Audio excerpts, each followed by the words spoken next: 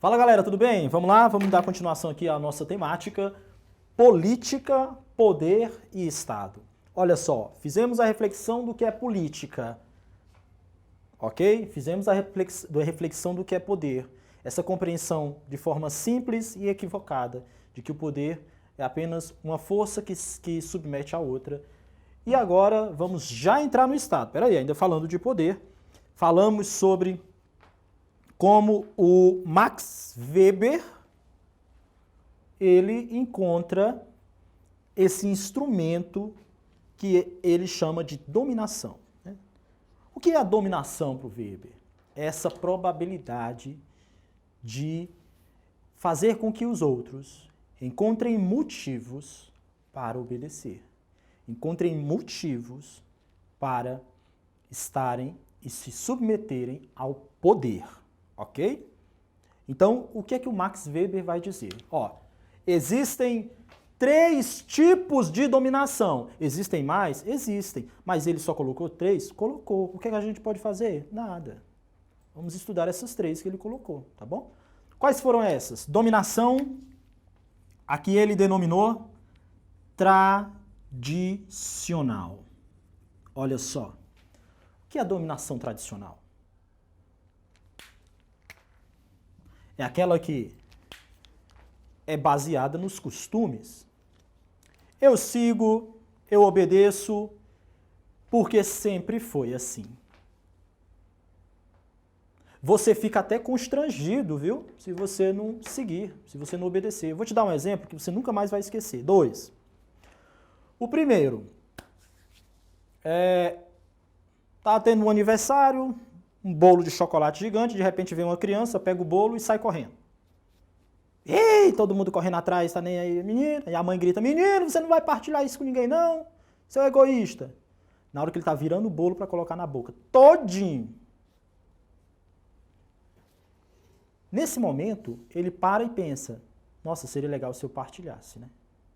Se eu compartilhasse com os meus colegas. E aí ele vai tentar compartilhar.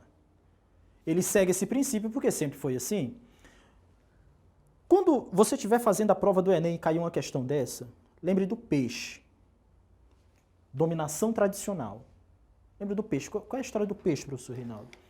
O cara casou com uma mulher, aí ele estava lá lavando a louça na cozinha, aí a mulher estava assando o peixe, aí ele percebeu que a mulher, antes de colocar o peixe na frigideira, vulgo caçarola, ela pegou o peixe e cortou, tirou a cabeça e o rabo do peixe. Aí colocou o peixe para assar. Aí ele achou estranho, chegou e perguntou, mulher, por que estás a fazer isso? Aí ela disse, não, porque minha mãe disse que é assim que se assa um peixe, né? Ela disse que faz mal se não assar assim, então tem que assar dessa forma. Aí ele, só que ele ficou com a pulga atrás da orelha. A mãe dela ensinou a ela que era assim.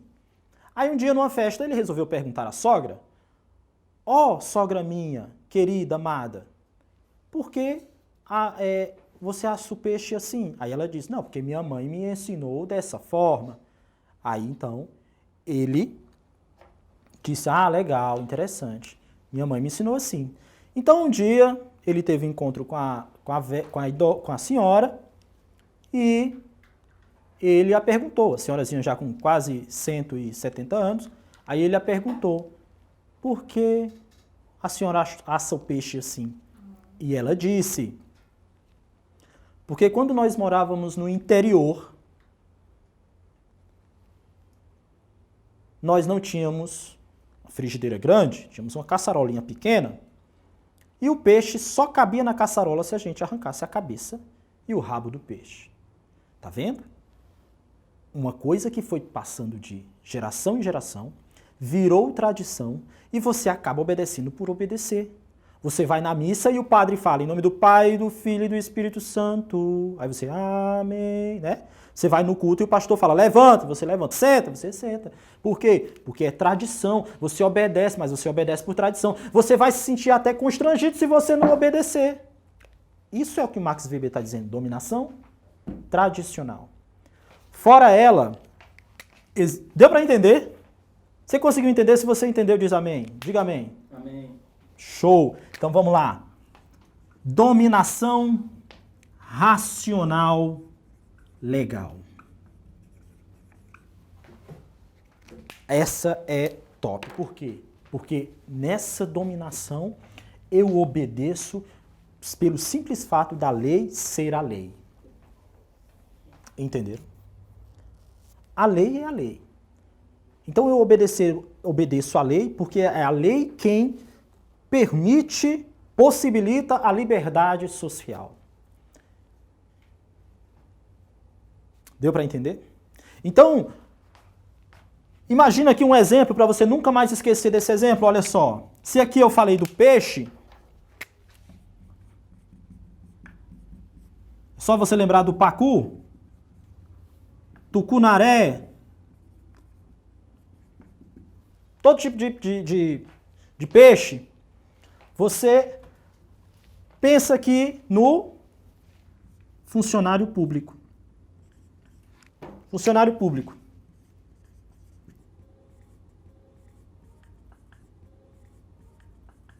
Por quê? Porque o funcionário público, eu vou dizer uma coisa para você. Como é que ele entra no serviço público? Através de quê? Do concurso público. Ele, por capacidade técnica, passou ao serviço público. Ok. Lá no serviço público, ele não pode tratar as pessoas de forma diferente. Porque um alto, um é baixo, um é gordo, outro é magro, outro é preto, outro é branco. Não. Ele tem que servir todos da mesma maneira, porque ele não olha para quem ele está servindo. Ele olha para a lei. E a lei pede para ele tratar todos de forma igual. Então, o melhor exemplo de dominação racional legal é o funcionário público. Ok? Show de bola. E por último, para terminar, temos essa que é maravilhosa. Essa é top das galáxias. Olha aqui. A dominação carismática. Sabe o que significa isso aqui? Eu obedeço porque tem um cara que ele foi, na minha concepção, ele é escolhido por Deus. Ele tem um quê a mais que os outros não têm. Quando ele fala, o coração chega, pulsa. Quando ele fala, as pessoas ficam, vixe, doido. Né? Esse cara aí se garante. Esse aí tem o destino da nação nas mãos. Esse aí é top. Então todo mundo fica, né, tremendo na base quando ele fala, porque ele é diferentão. Ele é o das galáxias, ele é tudo. Só que a gente não pode esquecer o seguinte.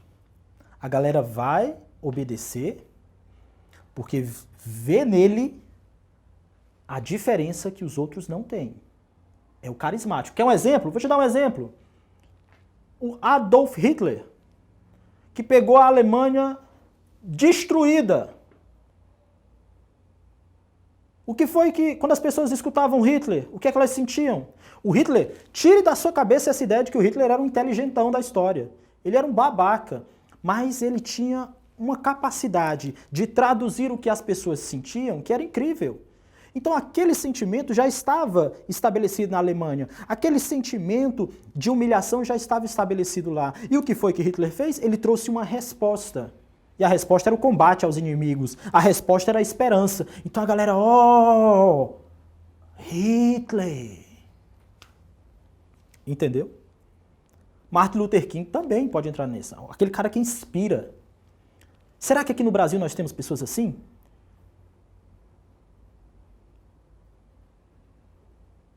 Obrigado pela resposta. Show de bola. Maravilhoso.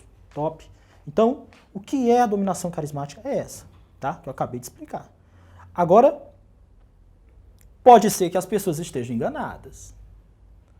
Pode ser que a galera esteja enganada em seguir esse cara que está aí, falando que é o bambambam. Bam, bam. Que acima dele só Deus. Pode ser que, né, esteja todo mundo enganado. Mas eles não irão perceber isso agora. Só depois.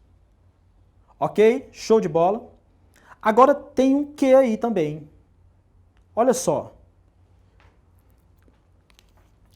O cara que está no poder, ele tem que ficar atento à seguinte pergunta. Quais são os motivos que permitem minha dominação sobre este povo? Isso é importante, porque a gente começou discutindo o que era política, o que era poder, mas dominação tradicional, racional, legal e carismática, elas não estão uma de cada vez em determinado tipo de domínio, de dominação. Elas podem estar mescladas. Ok? Então, se o cara não segue ou passa a não seguir os ritos tradicionais, as pessoas podem começar a olhar ele de um jeito diferente, estranho, e pensar, poxa, esse cara não é isso tudo, não. Entendeu aí? Sacou? O que acontece? Se ele não segue aqui a dominação racional legal, se ele passa a tratar alguém diferente porque é um familiar, opa, então ele não está seguindo os costumes, nem a lei, principalmente. Então ele já perde essa força. Deu para entender o que é a dominação tradicional, racional, legal e carismática? Show de bola, tranquilo. Então na próxima aula vamos falar sobre o Estado. Valeu, galera. Show!